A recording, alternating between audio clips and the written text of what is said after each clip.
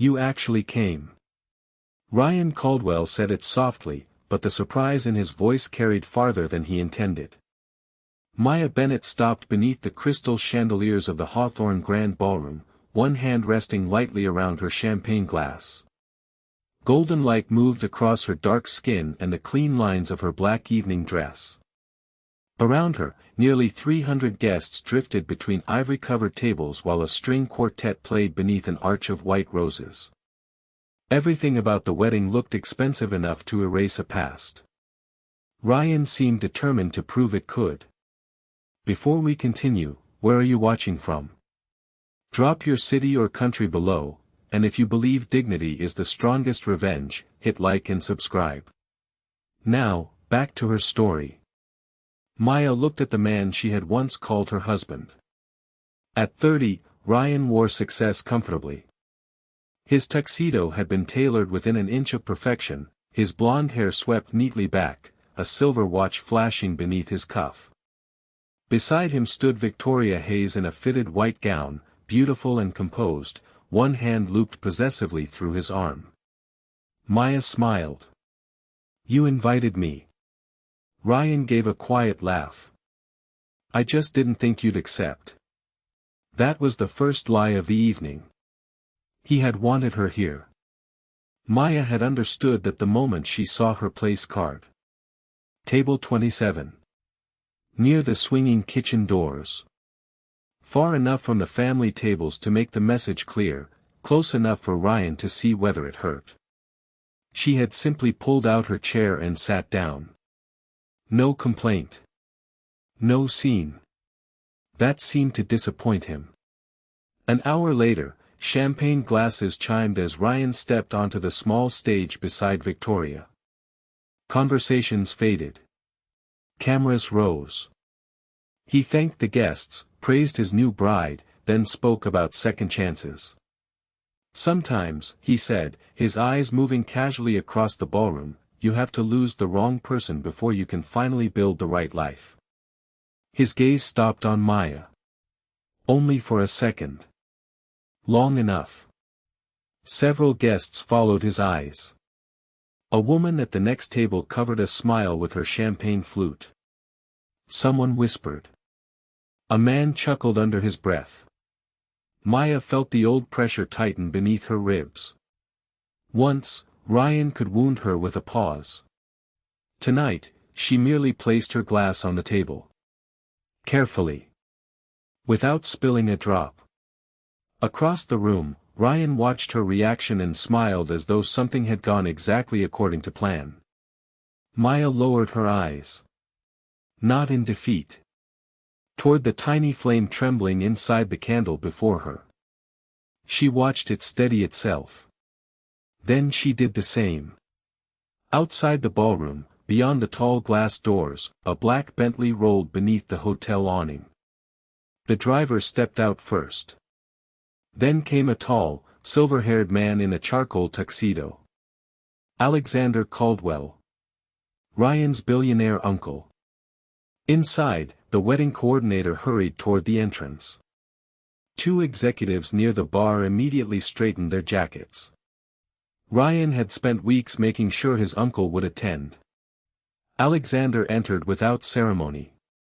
His gaze traveled across the chandeliers, the flowers, the crowd. Then stopped.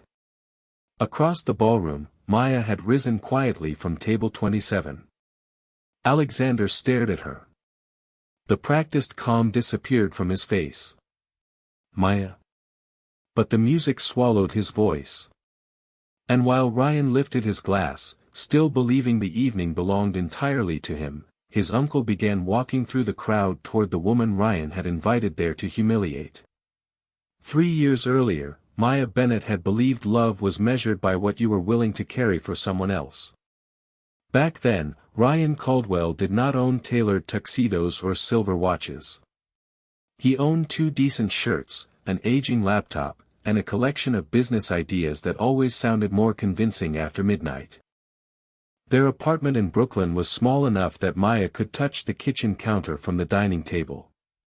In winter, cold air slipped through the window frames. In summer, the old air conditioner rattled like it might surrender at any moment. Still, they had been happy once. At 22, Maya would come home from work, kick off her shoes, make coffee, and sit beside Ryan while he built presentations for investors who rarely answered his emails. She corrected his numbers, rewrote his proposals, listened when another rejection arrived. Sometimes Ryan would fall asleep with his head against her shoulder while she finished the work he had promised himself he would complete. One night, after receiving another overdue notice, Ryan sat at their kitchen table with both hands covering his face. "I'm going to lose everything." Maya looked toward the bedroom.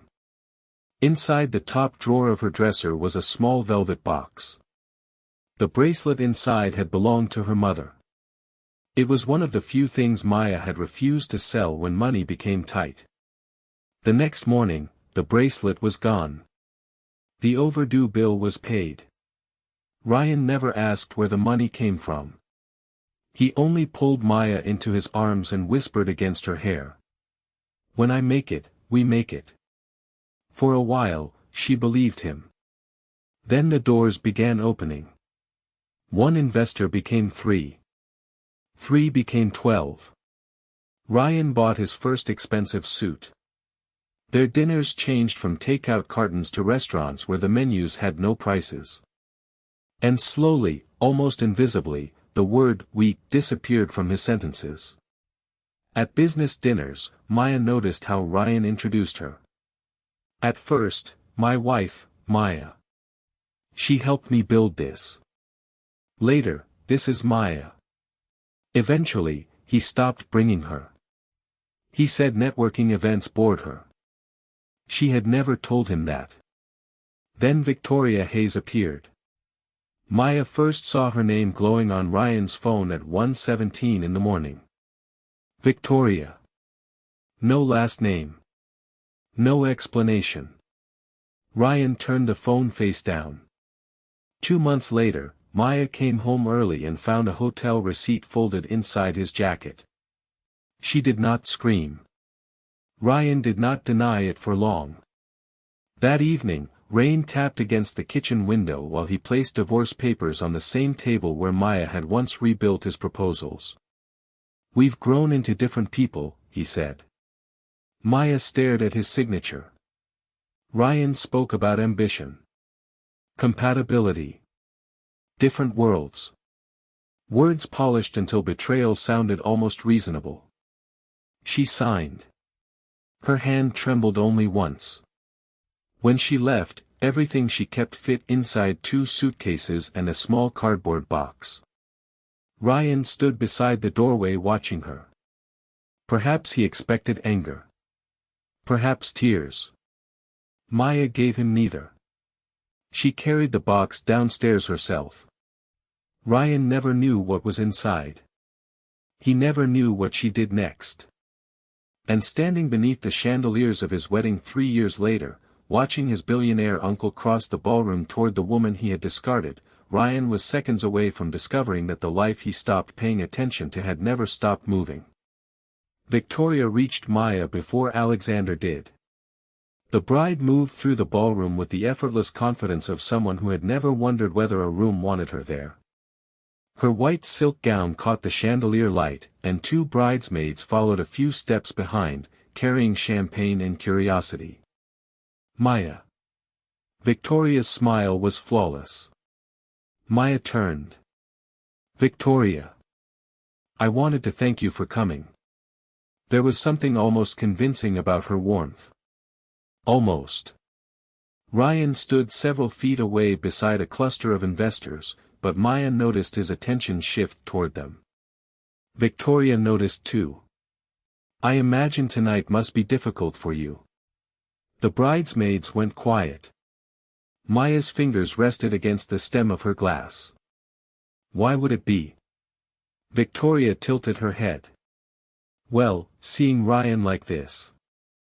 She gestured toward the ballroom, the flowers, the chandeliers, the guests dressed in black tie, the kind of wealth Ryan had once described from their tiny Brooklyn kitchen as if it were a distant country. "Happy," Victoria added. Successful. Finally where he belongs. One bridesmaid lowered her eyes to hide a smile. Maya understood then. This was not a conversation. It was a performance. And she was expected to play the wounded ex-wife. Ryan approached slowly. Everything okay? Victoria slipped her hand through his arm. Perfect. I was just telling Maya how much we appreciate her being here. Ryan looked at Maya. You always were brave. A few nearby guests laughed. Maya felt the insult arrive exactly where Ryan intended it to.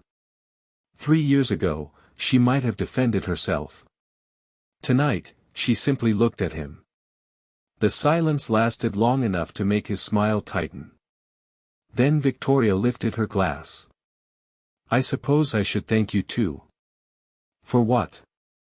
For being part of Ryan's past. Her voice remained sweet. Without the past, Ryan and I wouldn't have found our future. This time, the laughter was clearer. Ryan did nothing to stop it. Maya looked from Victoria to the man she had once sold her mother's bracelet to save.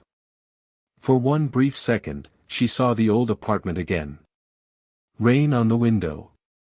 Divorce papers on the kitchen table. Ryan telling her they belonged in different worlds. Then the memory passed. Maya smiled. Not brightly. Not bitterly. Just enough.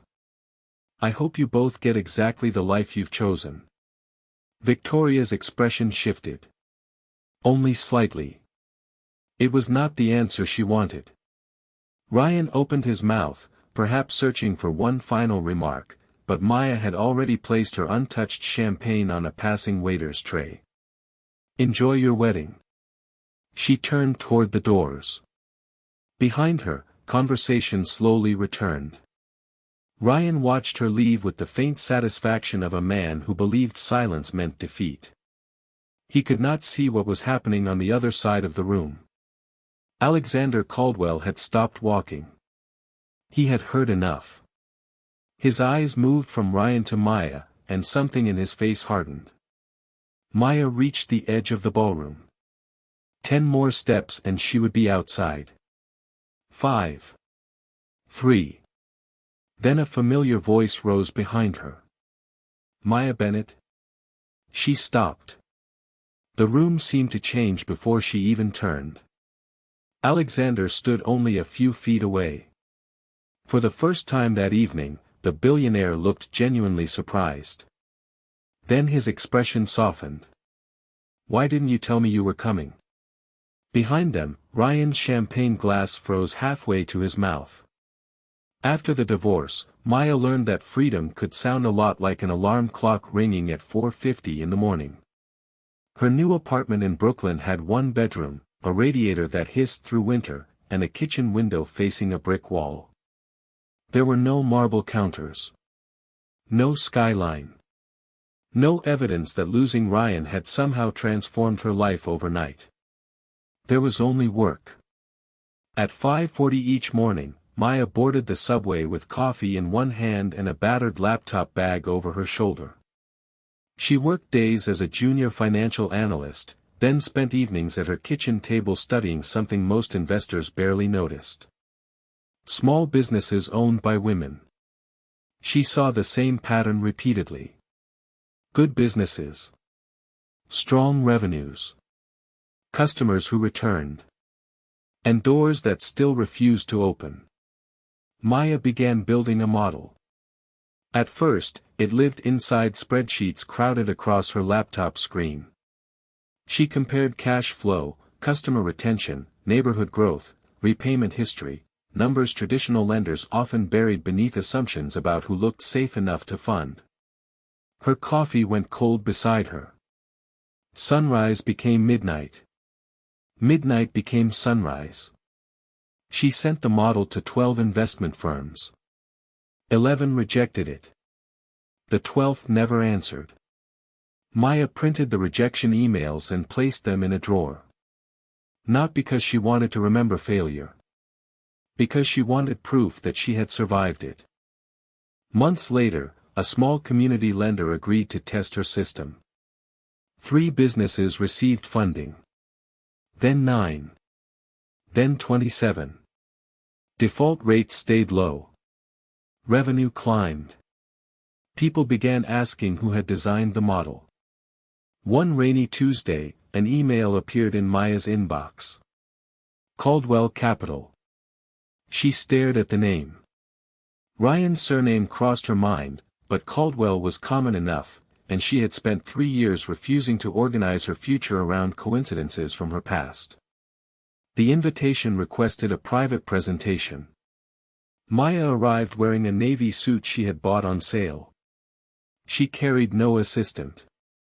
No polished entourage. Only her laptop and 13 pages of numbers. Inside the conference room, 6 executives sat behind a long walnut table.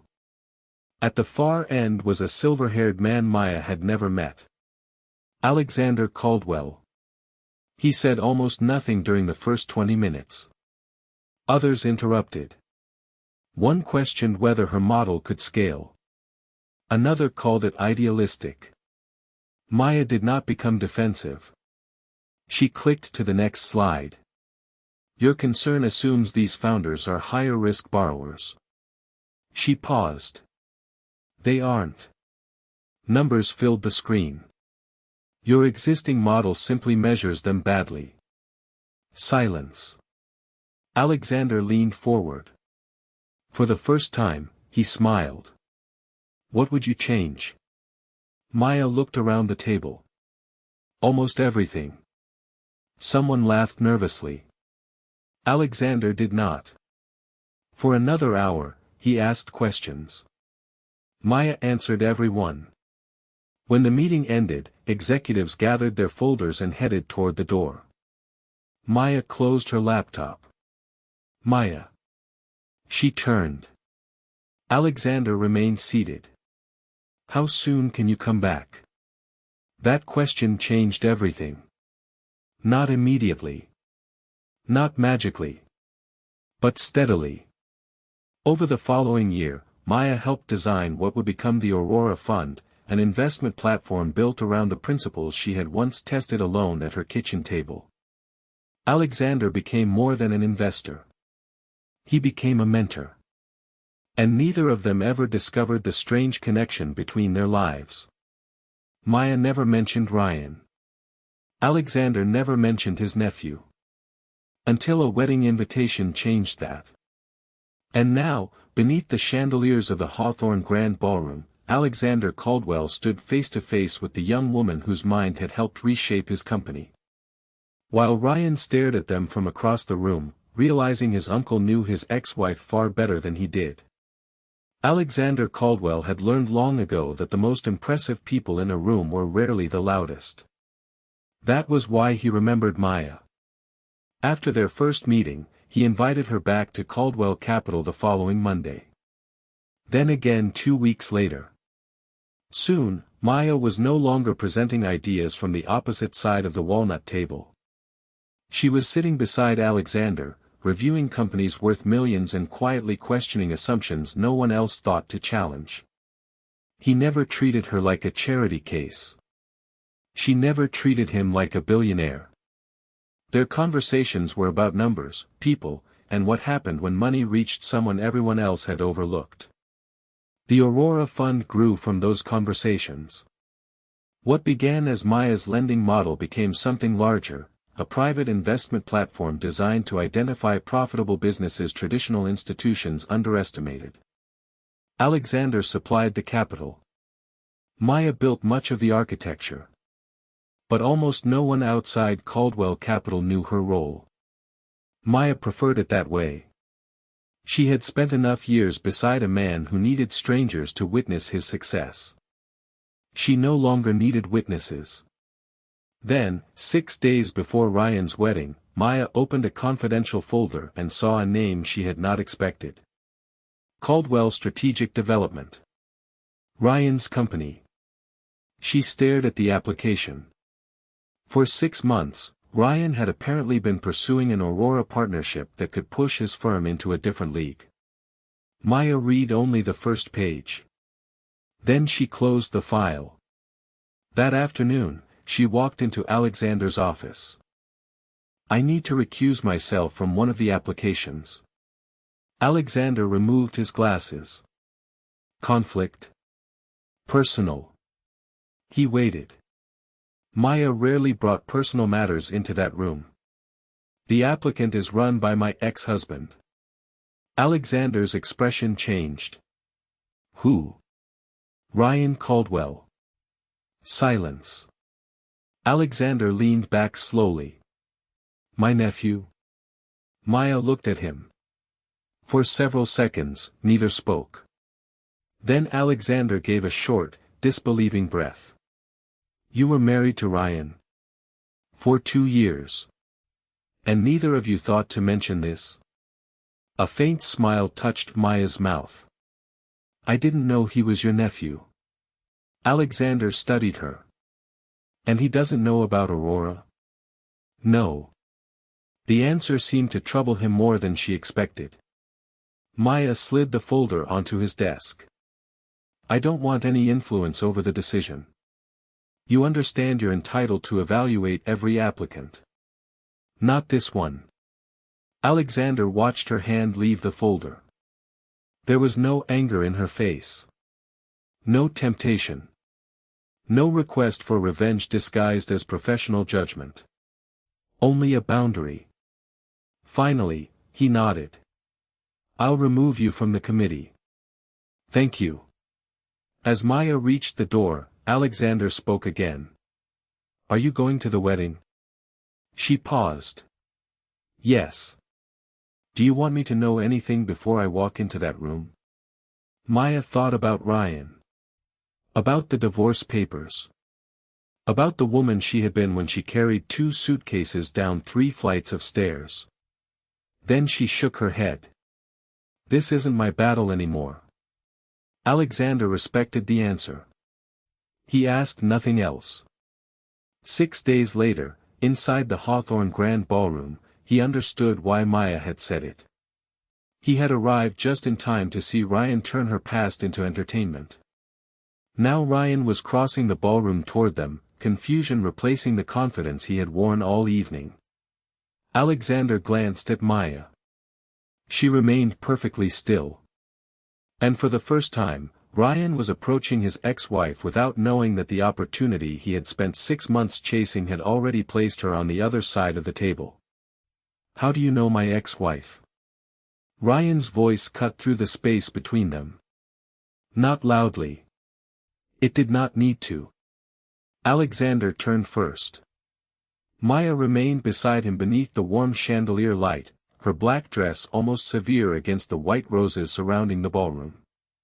Behind Ryan, Victoria followed more slowly, still holding her champagne glass. Ryan looked from his uncle to Maya. Something in his expression had changed.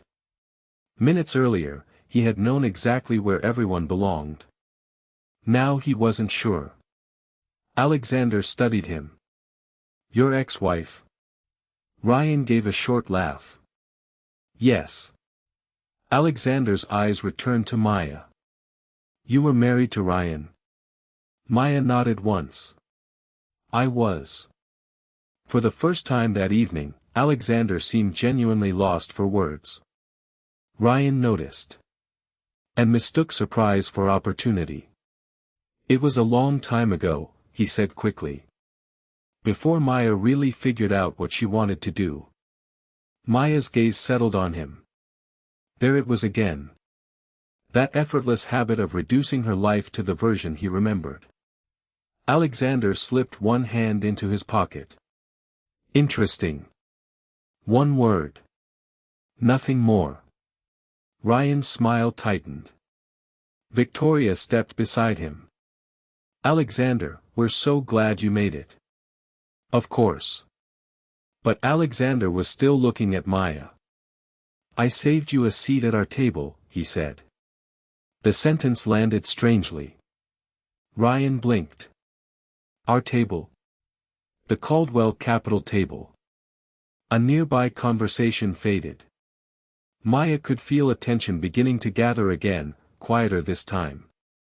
She shook her head gently. Thank you, but I already have a seat. Alexander glanced toward table 27. Near the kitchen doors.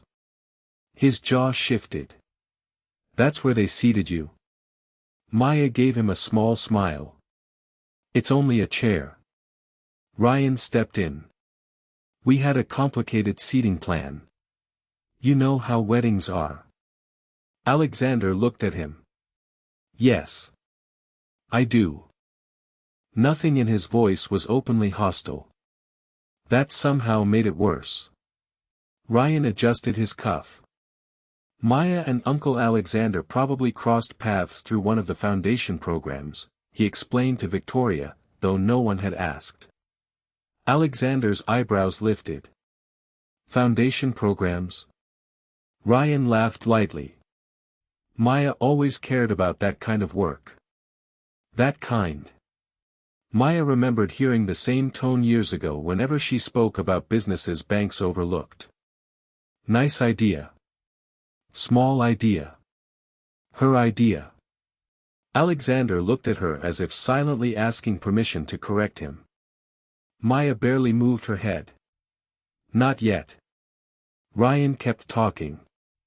I'm glad she found something meaningful after the divorce. Maya watched him carefully. He still believed he was being generous. Alexander's face became unreadable. Then he reached for a champagne glass from a passing waiter. Ryan, he said, perhaps you should spend less time explaining Maya to people who know her. The smile disappeared from Ryan's face. Victoria looked between them. The quartet continued playing, but the air around the four of them had gone still.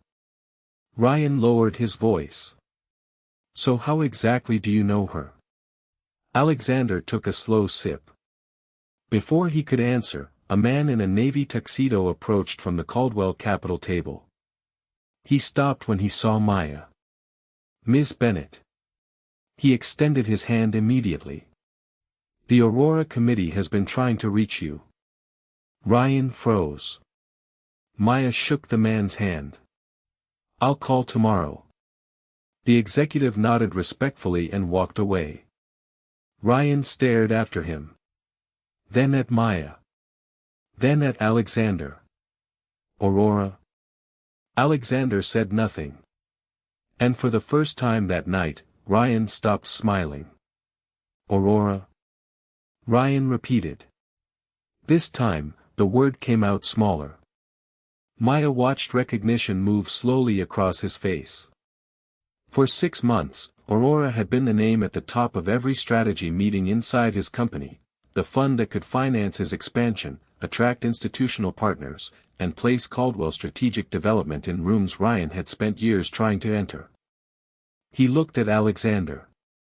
What does Maya have to do with Aurora? Alexander set his champagne glass down.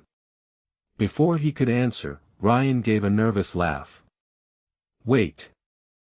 I understand. She works with one of the community programs, right? No one laughed with him. Victoria's hand loosened around his arm. Alexander looked toward Maya. She could have answered. She didn't. Ryan turned to her. You never mentioned Caldwell Capital. Maya held his gaze. You never asked. The sentence landed without anger. That made it heavier. Ryan glanced at the executives nearby. Several had stopped pretending not to listen. He straightened his shoulders. Well, congratulations. Seriously. Whatever position you found there, I'm glad things worked out. Alexander's expression hardened. Ryan. His nephew turned. Maya doesn't receive investments from Aurora. A pause. She decides where they go. The ballroom seemed to lose its sound. Ryan stared at him. Alexander continued calmly. The investment model Aurora uses was built from Maya's research. She designed its evaluation framework and helped establish the fund from the beginning. Victoria looked at Maya as if seeing her for the first time. Ryan did not move. That's not possible. Maya's face remained still. Alexander's eyes cooled. It's not only possible. It's the reason Aurora exists. Ryan looked around. The same guests who had watched Maya from behind champagne glasses earlier were now watching him. His jaw tightened. Then something changed in his eyes. Suspicion. So you reviewed my company. Maya knew exactly where his mind had gone. No. But you knew we applied. Yes. Ryan gave a bitter smile. Of course. Alexander stepped forward. Be careful. Ryan ignored him. 6 months trying to get that committee to take us seriously, and my ex-wife happens to be sitting behind the curtain. Maya let the accusation settle. Then she answered. The day I saw your company's application, I disclosed our history. Ryan's expression faltered. I removed myself from the process. What? I never reviewed your financials. I never attended a meeting about your application. I never cast a vote. Alexander nodded. She recused herself immediately. Ryan looked at Maya. For a moment, there was nowhere for his anger to go. She had possessed exactly the kind of power he imagined she would use against him. And she had refused to touch it. Victoria lowered her champagne glass. You didn't tell me any of this, she whispered. Ryan barely heard her. His eyes stayed fixed on Maya. Across the ballroom, another Caldwell executive approached Alexander and quietly handed him a sealed envelope. Alexander glanced at the front. Then at Maya. Something unspoken passed between them. Ryan noticed. What is that? Alexander held the envelope at his side. The Aurora board met yesterday. Ryan's face changed again. His company's final decision. The answer he had been waiting months to receive. He took one step forward. And? Alexander looked at his nephew for a long moment. Then his gaze moved to Maya. The board made 2 decisions. Maya already knew one of them. Ryan knew neither. And the second was about to make everything that had happened at his wedding feel very, very small. 2 decisions. Ryan asked. Alexander did not answer immediately. He turned the sealed envelope once in his hand, while the quartet continued playing somewhere behind them. Around the 4 of them, conversations had thinned into careful silence. The first concerns Caldwell's strategic development. Ryan's shoulders straightened. For months, he had imagined this moment differently. A private call. Congratulations. Perhaps Alexander finally admitting his nephew had built something worthy of the Caldwell name. Instead, Alexander looked directly at him. Your application was declined. Ryan's face emptied. Victoria blinked. What? The committee voted yesterday, Alexander said. Your company will not receive Aurora funding. Ryan looked at Maya. The accusation arrived before reason. You did this. Maya did not flinch. No. You expect me to believe that? I wasn't in the room. Ryan laughed once, sharply. You built the fund. You know everyone on that committee. And she recused herself, Alexander said. Ryan ignored him. You could have made one phone call. Maya's expression remained calm. I could have. The answer stopped him. But I didn't. Alexander opened the envelope. Your company was evaluated by 6 people who had no knowledge of your marriage to Maya. They reviewed your debt exposure, projected cash flow, acquisition assumptions, and client concentration. He paused. The numbers failed. Ryan stared at him. No villain. No conspiracy. No ex-wife quietly pulling strings. Just numbers. His numbers. Across the ballroom, someone lowered a champagne glass. Ryan's eyes moved toward the guests who had laughed earlier. None were laughing now. Victoria stepped away from him by half a pace. And the second decision? Maya asked quietly. Alexander looked at her. Something warmer entered his expression. The board approved the appointment. Maya drew a slow breath. Ryan frowned. What appointment?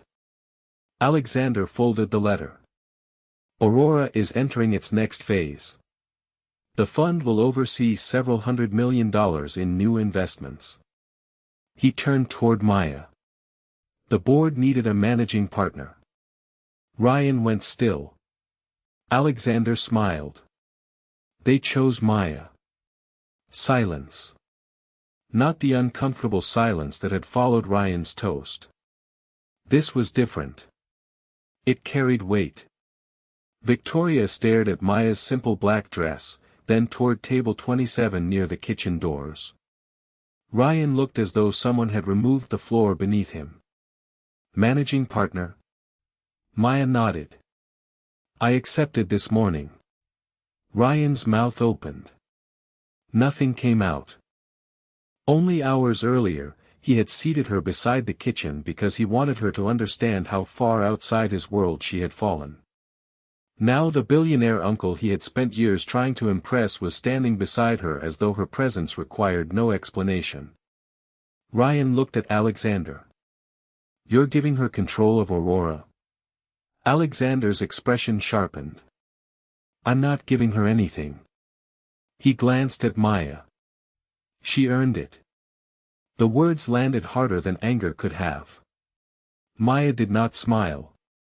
She did not look around to see who was watching.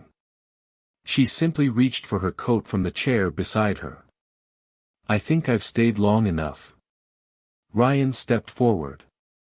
Maya. She stopped. For the first time that evening, his voice contained no mockery. Only uncertainty. Maya turned. Ryan looked at her as though searching for the woman who had once needed him to believe in her. She was no longer there. And perhaps that was the cruelest truth of all. Maya had possessed the power to damage his future. She had refused to use it. Ryan had lost without her touching a thing.